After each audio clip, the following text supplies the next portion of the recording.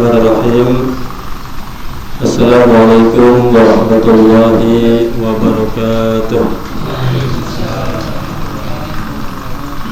Innal hamdalillah nahmaduhu wa nasta'inuhu wa nastaghfiruh wa na'udzu billahi min shururi anfusina wa min sayyiati a'malina. May yahdihillahu fala mudilla lahu wa may yudlil fala hadiya lahu. Asyhadu an la ilaha illallah wahdahu la syarika lahu wa asyhadu anna Muhammadan abduhu wa rasuluh. Ya ayyuhalladzina amanu taqullaha haqqa tuqatih wa la tamutunna illa wa antum muslimun. Amma ba'd. Fa inna asdaqal hadithi kitabullah wa khairal hadi hadi Muhammad sallallahu alaihi wasallam wa syarrul umuri muhdatsatuha wa kullu muhdatsatin bid'ah wa kullu bid'atin dhalalah wa kullu dhalalatin finnar. Allahumma shalli wa sallim ala nabiyyina Muhammad wa ala alihi wa sahbihi ajma'in. Para ikhwah jamaah musalla al-huda rahimakumullah, alhamdulillah kita bisa berkumpul di musalla ini dalam rangka beribadah kepada Allah Subhanahu wa taala. Baik ibadah bentuknya thalabul ilm atau juga berkumpul untuk menguatkan ukhuwah Islamiyah. Kemudian juga nanti kita iftar, berbuka bersama dan saling memberi wasiat untuk terus istiqamah di atas iman dan juga di atas amal soleh. Para ikhwah, pada kesempatan sore hari ini kita membaca hadis Rasulullah SAW tentang perintah sahur. Nabi sallallahu alaihi wasallam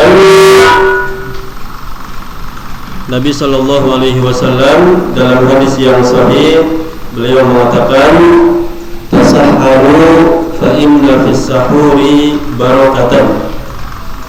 Sahurlah kalian karena sesungguhnya pada sahur itu ada keberkahan. Hadis ini riwayat Bukhari dan Muslim.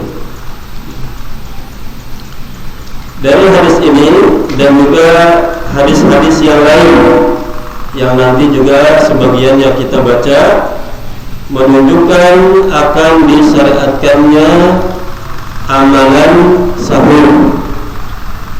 Karena ini adalah perintah Nabi SAW. Tasahharu, sahurlah kalian. Dan beliau menjelaskan bahwa pada sahur itu ada keberkahan. Keberkahan itu adalah tetapnya suatu kebaikan pada sesuatu dan terus bertambah. Waktu yang berkah itu adalah waktu yang bisa membuat kita bertambah iman dan takwanya. Waktu yang digunakan untuk beribadah, waktu yang bisa kita gunakan untuk kebaikan, kebaikan diri kita, baik kebaikan duniawi atau juga lebih-lebih kebaikan ukhrawi. Jadi kalau waktu tidak berkah itu adalah waktu yang berlalu tanpa ada nilai ibadah, tanpa ada manfaatnya untuk kehidupan dunia kita. Itu waktu yang tidak berkah. Harta yang berkah itu adalah harta yang bisa menutupi kebutuhan kita, tidak sampai mengambil yang haram, tidak sampai minta-minta, tidak sampai terjatuh kepada maksiat. Nah, kalau harta itu mendorong kita untuk ibadah, untuk jauh dari maksiat, nah itu harta yang berkah. tanpa melihat kuantitas banyak sedikitnya harta, tapi dilihat dari keberkahan harta tersebut. Ada harta yang banyak berkah, ada harta yang sedikit juga berkah, dan sebaliknya ada harta yang banyak tidak berkah, ada juga harta sedikit udah sedikit tidak berkah lagi. Ya, masa coba duit 10.000 juta sampai berantem, 10.000 sudah itu nilainya tidak seberapa, kemudian tidak berkah, saling boros karena 10.000. Bahkan ada sebagian orang melayang nyawanya karena uang 10.000. Ya, waliyadzubillah.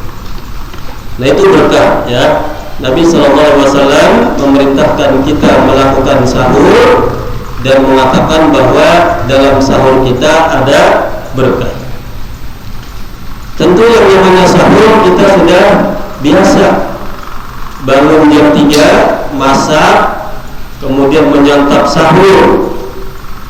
Ya, itu sudah menjadi kegiatan rutin kita.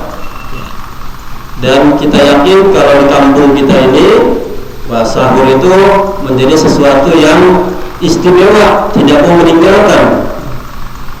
Ya. Tetapi kalau kita tambah pengetahuan kita tentang syariat, maka ibadah kita ini akan lebih berkualitas, akan lebih bermakna, akan lebih banyak pahalanya. Salat ya tiap hari salat.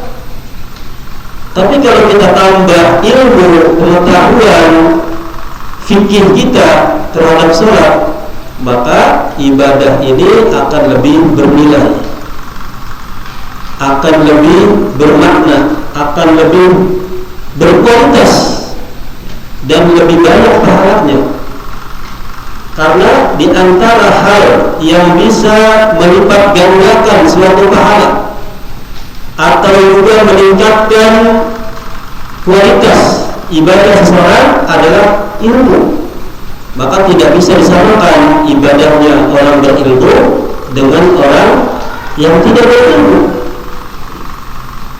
Ya kalau sama saja antara ibadah orang berilmu dengan tidak berilmu, ya ngapain ada pengajian pekanan, bulanan, bahkan harian. Kenapa ada pengajian seperti itu?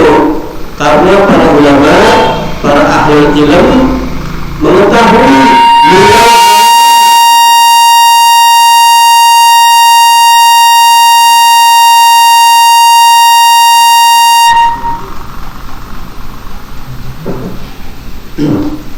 ya,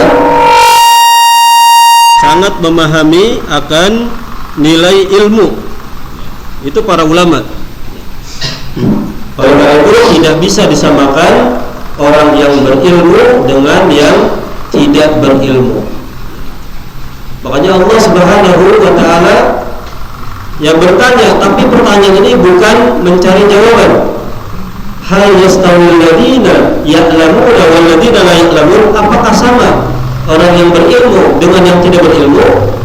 Semuanya jawabannya pasti adalah sama. Tidak sama. Karena ilmu itu adalah cahaya, sedangkan kejahilan itu adalah kegelapan. Ilmu itu adalah nur. Ya, ilmu adalah cahaya. Nah, maka pada kesempatan kali ini kita menambah pengetahuan kita, ya, fikih kita tentang sahur. Di antaranya tadi Nabi SAW mengatakan bahwa sahur itu adalah berkah. Sebagian ulama menukil ijma, di antaranya adalah Al-Imam An-Nawawi rahimahullahu taala, ya, dalam kitab Syarah Al-Muhaddab Al-Majmu'. Kemudian juga Imam Ibnu Mundir dalam kitab Al-Ijma', dan juga ulama yang lain. Mereka menukil ijma, konsensus para ulama atau kesepakatan para ulama bahwa yang namanya sahur itu disyariatkan tetapi dia adalah sunnah dan tidak wajib. Ya, sahur itu tidak wajib, tetapi sunnah dan dia adalah keberkahan bagi kita semua. Dalam hadis riwayat At-Tabrani dan hadisnya dinilai hasan oleh Syekh Al-Albani rahimahullah taala, bahwa Nabi SAW mengatakan al-barakatu fi salasah, keberkahan ada pada 3, fil jamaah, dalam berjamaah.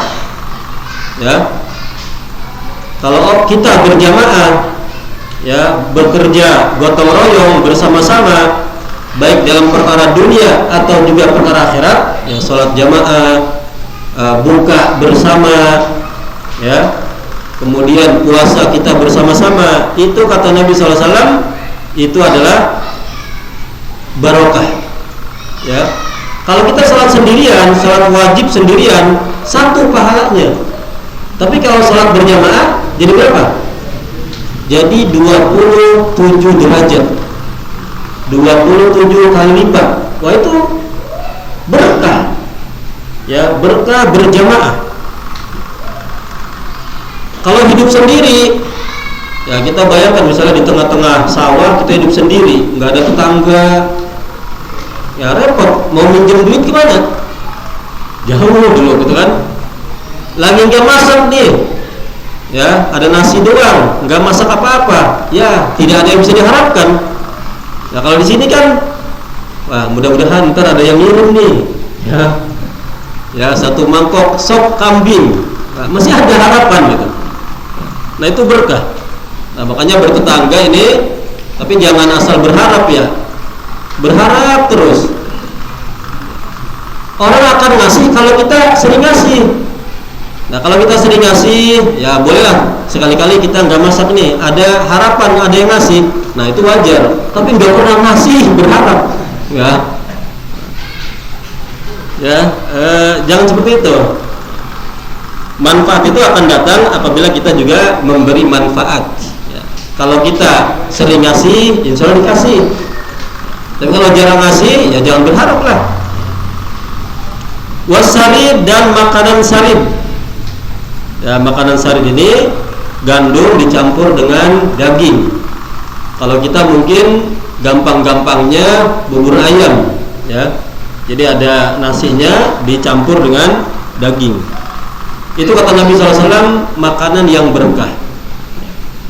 Wasuhur, dan juga makan di waktu sahar, ya, yaitu kegiatan sahur.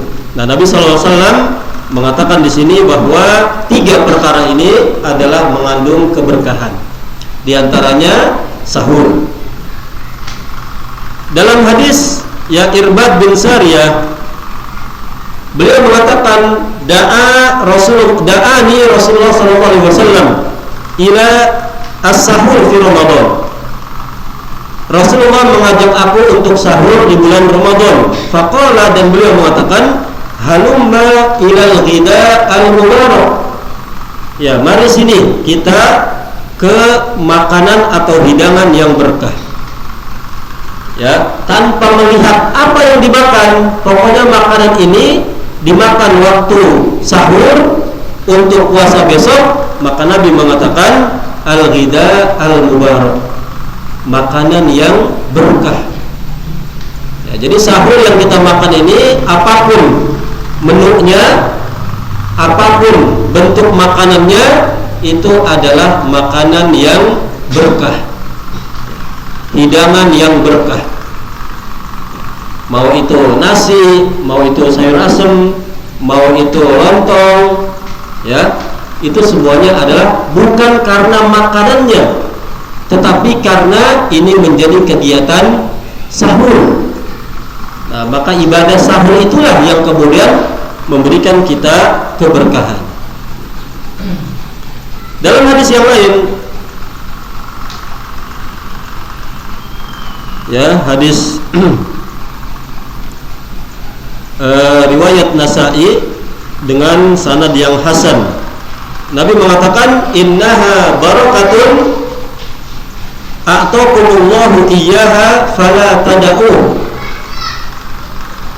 Ya, sesungguhnya sahur itu adalah hidangan yang berkah yang Allah berikan kepada kalian, fala tad'uhu. Kalau bisa jangan ditinggalkan. Ya, Nabi mengatakan ini berkah. Kalau bisa makan sahur itu jangan ditinggalkan. Ini wasiat Nabi SAW. Ini bimbingan Nabi SAW.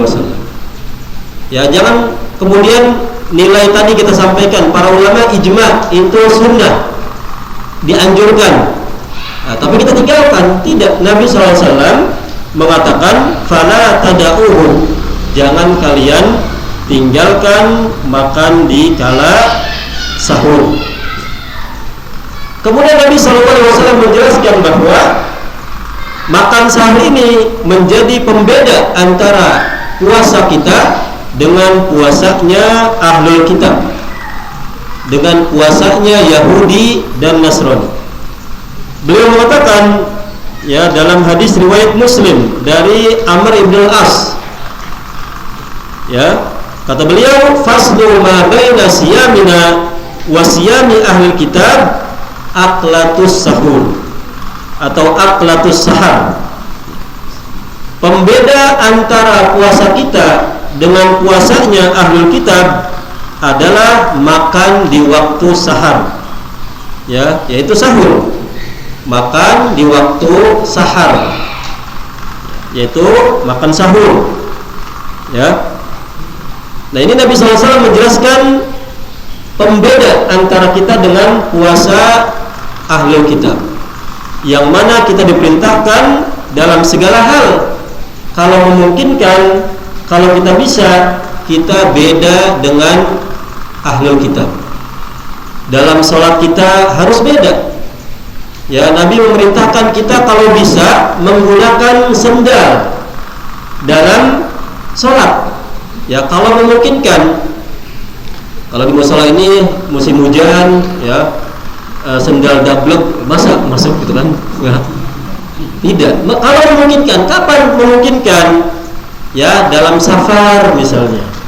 Kita sholat di tempat yang bukan seperti ini, bukan masjid, misalnya di halaman atau di jalan. Kalau bisa memungkinkan kita memakai sendal atau pakai sepatu, ya, itu memungkinkan, maka dilaksanakan. Kenapa? Karena kata Nabi SAW, sesungguhnya orang-orang Yahudi mereka tidak sholat memakai sendal dan sepatu. Kalau memungkinkan, ya. Nah, ada syekh datang dari Arab kemudian ke negeri wallahualam apakah Asia apa Afrika. Beliau jadi imam karena baru turun dari pesawat, ya, dan juga masjidnya juga memungkinkan pakai sepatu, akhirnya pakai sepatu. Wah, tapi jamaahnya rame, wah, ya, sholat pakai sepatu. Ya, akhirnya setelah itu dicopot karena bermasalah. Nah, yang seperti ini jamaah belum mengerti, ya, belum biasa, ya, maka belum dipraktekkan. Tapi kalau memungkinkan dalam perjalanan atau di tempat sholat di rumah kita, pakai sendal jepit, ya, sendal yang lain, ya, bisa dipraktekkan. Kemudian Nabi SAW juga, ya, mengatakan innallaha wa malaikatahu yusalluna 'alal mutasahhirin. Sesungguhnya Allah dan para malaikatnya itu yusallun, bersolawat kepada orang-orang yang melakukan sahur. Kalau tadi dikatakan dalam hadis fa inna fis sahuri barakah, perbuatan sahur berkah. Kemudian makanannya juga makanan berkah. Nah, orangnya juga ternyata itu mendapatkan keberkahan sahur, mendapatkan doa dari para malaikat dan mendapatkan rahmat dari Allah Subhanahu wa taala. Ya, salat dari Allah maksudnya adalah pemberian rahmat dari Allah Subhanahu wa taala kepada kita. Kalau salatnya para malaikat, doa agar kita mendapatkan keberkahan, mendapatkan rahmat, kasih sayang dari Allah Subhanahu wa taala. Wah, ini Masya Allah, jadi makanannya jadi berkah, ya. Kemudian perbuatannya itu berarti ya masaknya, ya, ya makannya, ya menyiapkannya, berarti semua adalah keberkahan dari Allah Subhanahu wa taala. Nah, ini membuat kita semangat dalam sahur, dalam menyiapkan sahur, tidak malas-malesan. Dan Nabi SAW juga dalam hadis yang kita sebutkan terakhir itu menyebutkan kitanya juga mendapatkan ya salawat rahmat dari Allah, ya, dari Allah Subhanahu wa taala, ya, doa dari para malaikat. Dari hadis-hadis tadi bahwa Nabi SAW menyatakan sahur itu barokah. Apa saja bentuk barokah disebutkan oleh para ulama, di antaranya Syekh Muhammad bin Shalih Al-Utsaimin rahimahullahu taala. Di antara bentuk keberkahan pertama adalah dengan sahur berarti kita telah mengikuti perintah Nabi sallallahu alaihi wasallam. Berarti kita telah mengikuti sunnah Nabi sallallahu alaihi wasallam. Ya. Dan beliau selalu sahur dan tidak meninggalkan sahur dikala beliau memang ya bisa untuk melakukan sahur untuk puasa esok hari. Dan mengikuti atau seseorang mampu mengikuti sunnah Nabi itu berkah yang paling besar. Seseorang bisa mengikuti petunjuk Nabi, bisa mempraktekkan sunnah Nabi sekecil apapun, bisa melaksanakan perintah Nabi, wah itu menjadi keberkahan yang sangat besar. Dalam ibadahnya, sholat mengikuti perintah Nabi, berkah, keberkahan yang sangat besar. Puasanya berusaha mengikuti perintah Nabi, keberkahan yang sangat besar. Dalam semua ibadah, ya, dalam sholat, shollu kama ra'aitumuni usolli, memang kita diperintahkan semaksimal mungkin beribadah itu mengikuti Nabi, ya. Khudu anni manasikakum, ambil dariku cara kalian haji. Memang harus mengikuti beliau. Ya, bagaimana ihramnya, bagaimana wukufnya, tawafnya, lempar jamrahnya, itu dipraktekkan oleh Nabi sallallahu alaihi wasallam. Dalam berpakaian, kalau bisa berpakaian dengan cara Nabi, maka berpakaian kita usahakan berpakaian seperti pakaiannya Nabi dari segi syariatnya, ya, tidak harus pakai jubah orang Arab, karena Nabi SAW menyukai jubah itu di antara sebabnya adalah astar, ya, lebih menutupi aurat. Berarti nilai yang diambil yang paling utama itu adalah menutupi aurat. Ya, boleh-boleh saja orang pakai jubah, ya silahkan, kalau tidak ada masalah di lingkungannya, ya. Atau orang pakai apa yang Allah halalkan, bolehkan, ya pakai batik, silahkan. Ya, tidak ada yang mengatakan atau bukan pendapat yang sahih pakai batik itu bid'ah. Ya, tidak ada. Boleh saja. Batik itu adalah hal-hal yang bersifat duniawi, ya, kembali kepada budaya masing-masing. Ya, kalau di Indonesia batik banyak pakainya, misalnya ke koko, ya itu yang dipakai. Kalau di Afrika mungkin beda lagi, ya. Kalau di Eropa mungkin beda lagi. Yang penting apa? Sesuai dengan syariat, menutup aurat, tidak ketat, bukan baju yang membuat kita terkenal, dan tidak membuat, ya, ini baju Nusantara nih, batik, berarti Islamnya juga Nusantara. Salah konsepsi, ya, salah konsepsi, tidak mengenal universal Islam, tidak mengenal keluasan Islam. Islam itu adalah agama untuk seluruh alam. Tetapi kalau berhubungan dengan tradisi, budaya, duniawi, diserahkan, silahkan. Makanan apa di sini yang tidak ada di negeri yang lain? Ini kearifan lokal di sini. Pakainya batik, atau peci hitam begini, silahkan.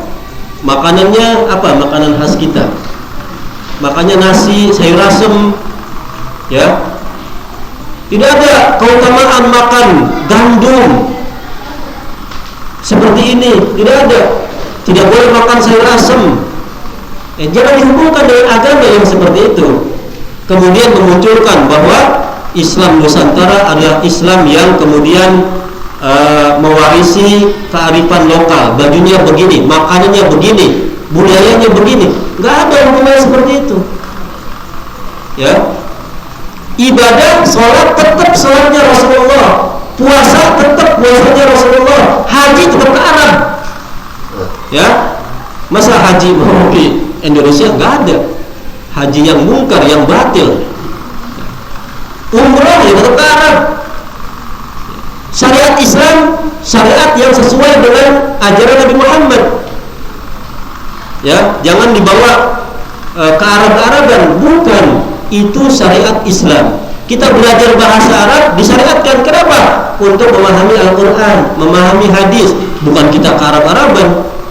Ya, sebagian wanita kita, istri-istri kita memakai jilbab, ya, bahkan sebagian ada yang pakai cadar, bukan ke Arab-Araban. Itu syariat. Ya, syariat Islamiyah. Harus dibedakan antara syariat dengan budaya lokal masing-masing.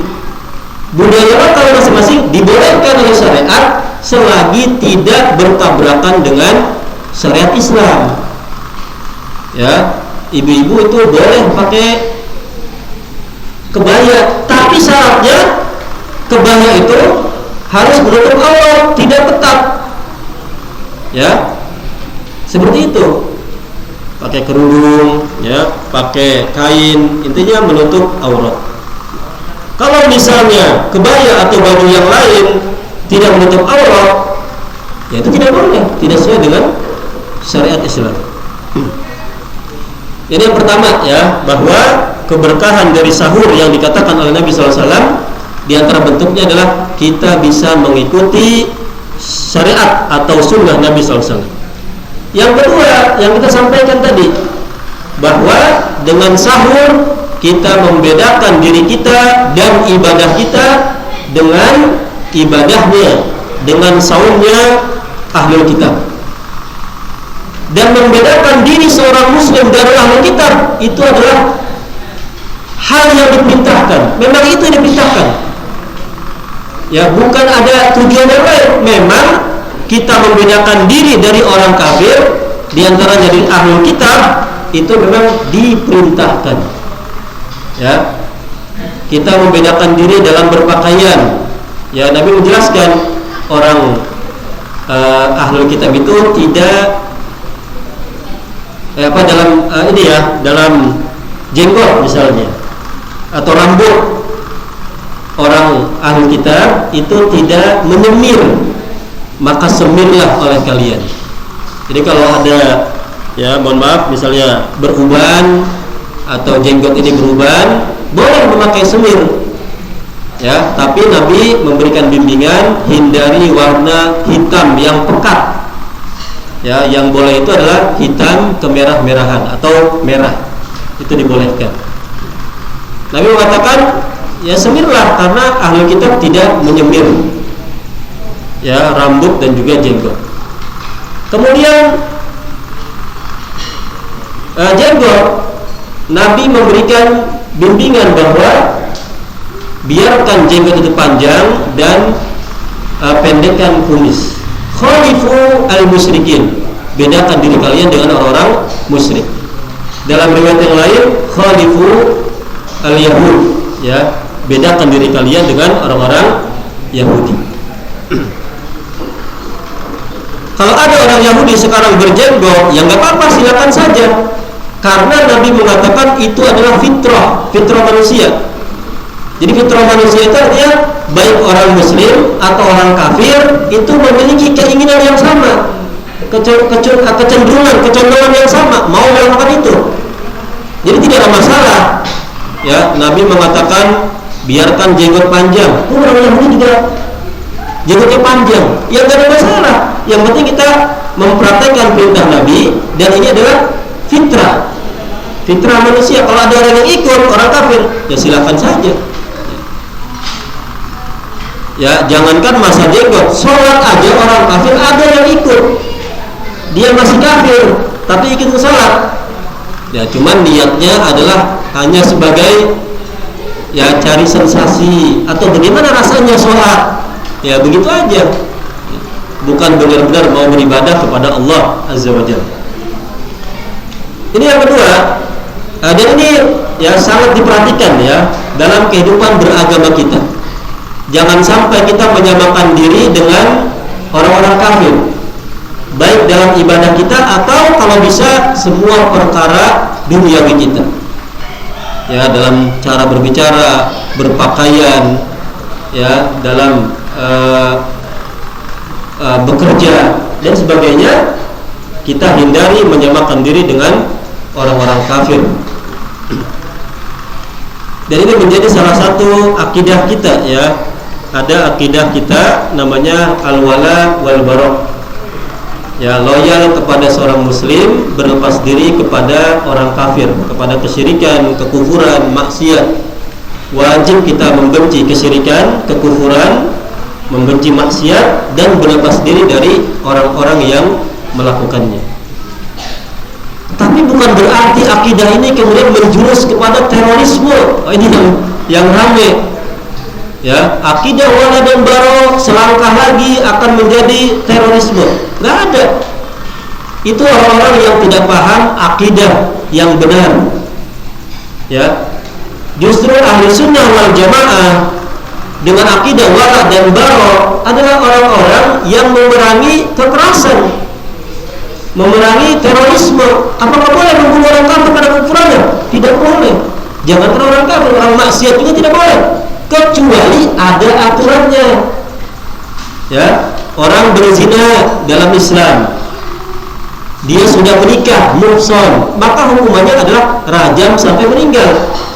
Apakah orang kampung yang menegakkan hukum tersebut? Bukan pemerintah.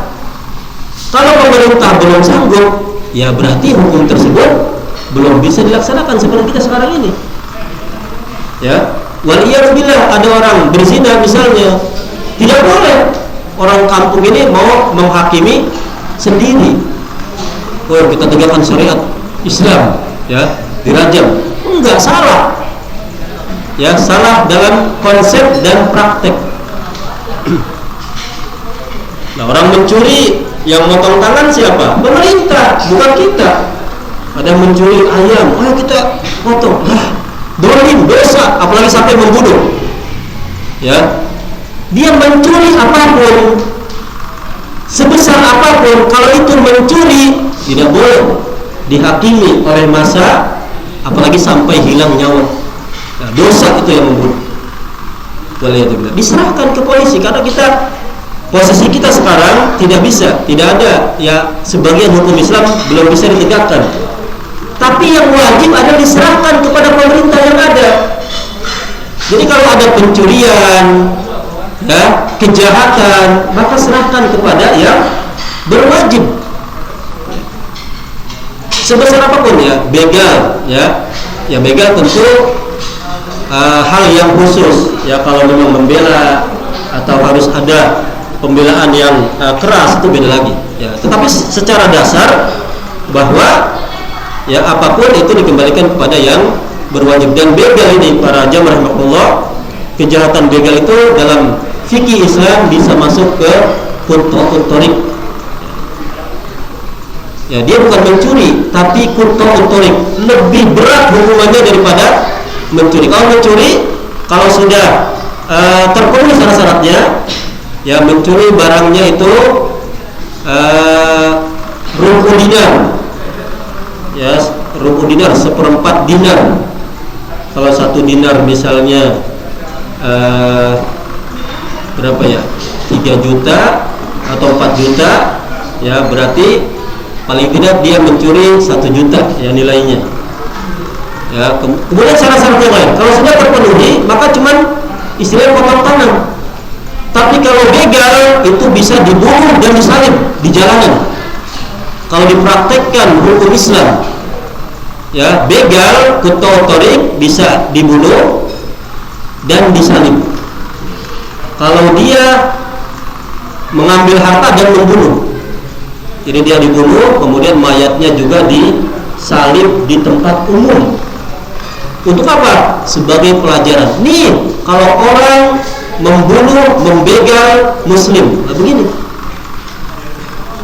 Kalau mencuri saja atau mengambil harta saja, nah maka dipotong tangannya dengan kakinya secara silang. Nah, tangan dan kaki. Kalau menakut-nakuti saja, nah maka dipenjara. Ya, ada orang lewat, ditakut-takuti dengan suara. Nah itu karena memberikan rasa takut, maka dipenjara itu. Nah, jadi hati-hati orang-orang yang suka nakut-nakuti. Itu dalam syariat Islam bisa dipenjara. Sudah 37 ya. Kemudian ya di antara berkah yang lain bahwa apa yang kita rasakan secara fakta ya, bahwa dengan sahur ini kita paling tidak sampai duhur itu kuat, kita punya kekuatan untuk puasa. Dan yang namanya ibadah bulan Ramadan tidak hanya puasa saja. Kenapa sahur ini berkah? Pertama, dia menguatkan ya, menguatkan puasa kita dan menguatkan ibadah yang lain. Kan ada ibadah yang lain, zikir, sholat sunnah, baca Quran, bantu istri di rumah. Oh, banyak ibadah. Nah, dengan sahur ini sangat terbantu. Jangan sampai alasan puasa ngeringkuk terus di rumah. Ya, istrinya ambil air dong, lagi puasa, ringkuk, gitu kan? Ayo baca Quran lah, lapar, capek. Nah, ini keberkahan sahur. Jadi semuanya bisa diringankan dengan sahur ini. Rasa lapar, dahaga, ya, ibadah-ibadah yang lain menjadi kuat. Kemudian mendapatkan keberkahan waktu. Karena orang sahur itu dia melaksanakan sahur di waktu yang disebut dengan sahar, waktu yang sangat utama sebelum ya subuh.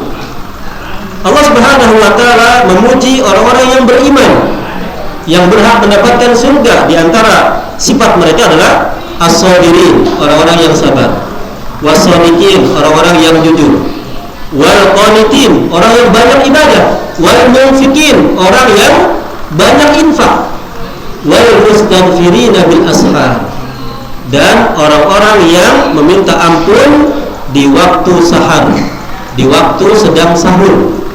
Ya. Nah, jadi waktu sahur sebelum subuh itu kita banyak-banyak istighfar. Karena di antara sifat orang bertakwa yang dipuji oleh Allah itu banyak beristighfar di waktu sahar. Ya, jadi setelah sahur ada waktu lagi nih 15 menit. Gunakan untuk banyak istighfar. Bukan nonton acara sahur. Ya. Acara apa sekarang?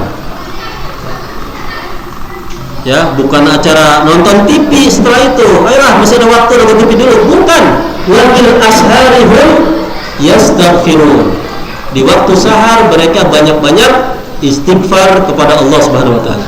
Dan waktu sahar ini adalah waktu di mana Allah Subhanahu wa taala turun ke langit dunia. Ya, dalam hadis riwayat Bukhari dan Muslim dikatakan oleh Nabi SAW, yanzilullahu tabaraka wa ta'ala fi kulli lailah ila sama'id dunya hina yabqa thuluthul lailil akhir. Ya, sungguhnya Allah tabaraka wa ta'ala selalu turun di setiap malam ke langit dunia. Jadi setiap malam turun ke langit dunia. Kapan? Pada waktu tersisa sepertiga malam terakhir, waktu sahur.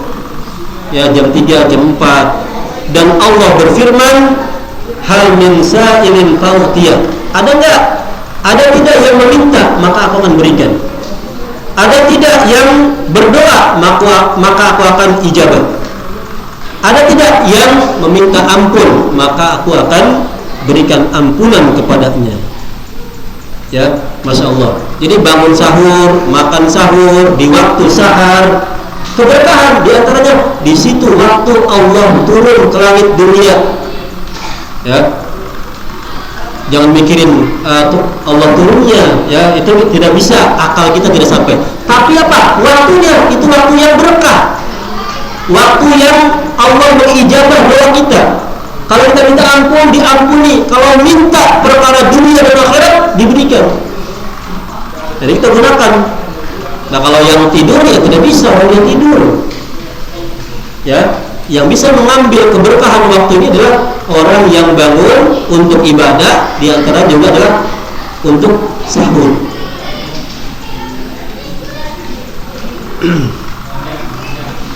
Ya, beberapa menit lagi ya. Baik, sahur yang paling baik kata Nabi SAW, nikma sahurul mukmin at-tamru.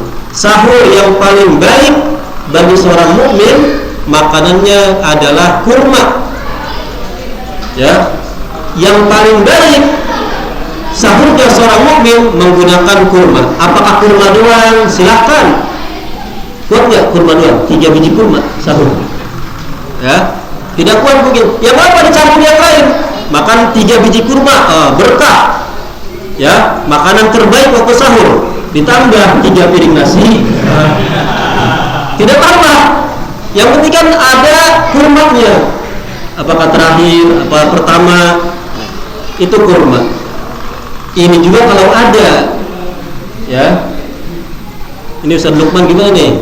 Kita baca nikma sahurul mukmin at-tamr. Mana kurmanya? Ya, diberikan, dibagikan kalau ada. Nah, ini makanya barokahnya ya infak, ya. Jadi kita bisa mengamalkan hadis-hadis.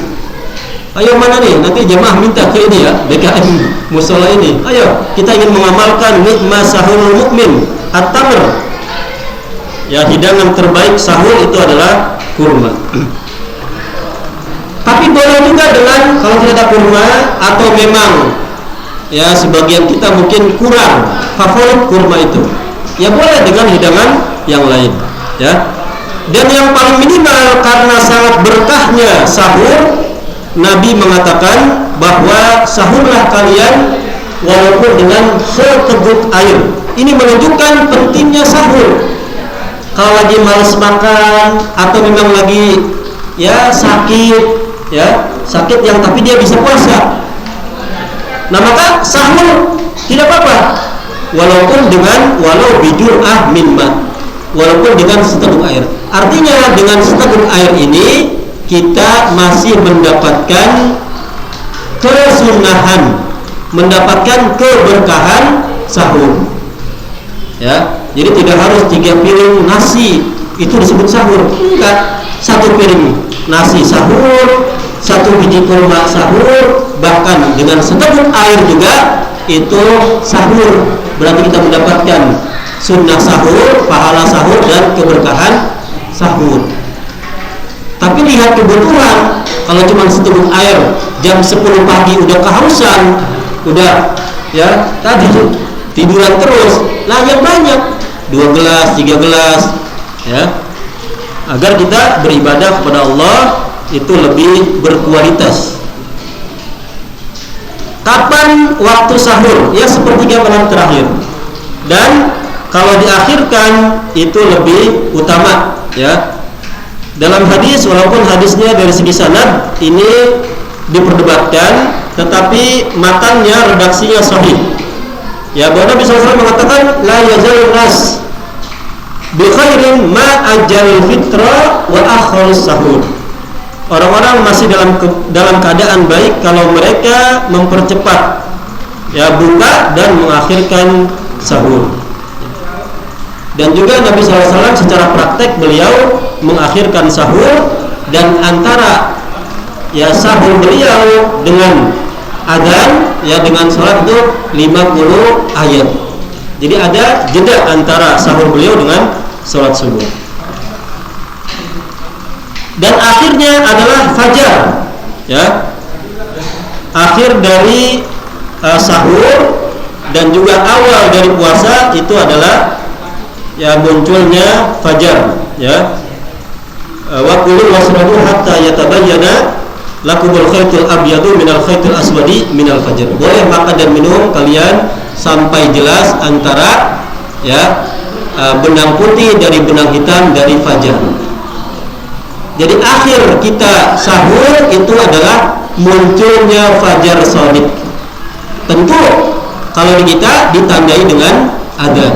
Nah, makanya adzan ini harus sesuai dengan waktu yang ditentukan melalui jadwal, harus amanat bahwa adzan sesuai dengan waktu yang sudah ditentukan dalam hal ini oleh pemerintah ya Indonesia melalui Kementerian Agama, harus tepat. Jangan adzannya sebenarnya jam 4 lewat 40 lewat 30 udah adzan, dolim itu. Ya, dan kalau dia tahu sebenarnya adzannya jam 4 lewat 40, tapi adzannya jam 4.30, dia tahu lagi sahur, nggak apa-apa makan. Karena patokannya bukan adzan sebenarnya, tetapi munculnya fajar shadiq. Ya, kalau udah tahu, tapi kalau tidak tahu, nah ini al-huda udah adzan ini, benar apa enggak ya? Apa muadzinnya kurang amanat kali?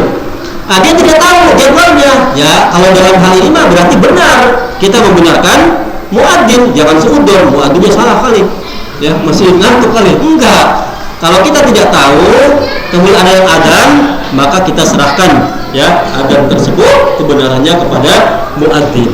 Wallahu a'lam, mudah-mudahan bisa menambah ya keilmuan kita. Mudah-mudahan apa yang kita lakukan berupa ibadah ini diterima oleh Allah Subhanahu wa taala, kemudian diberikan keberkahan dan keistiqomahan.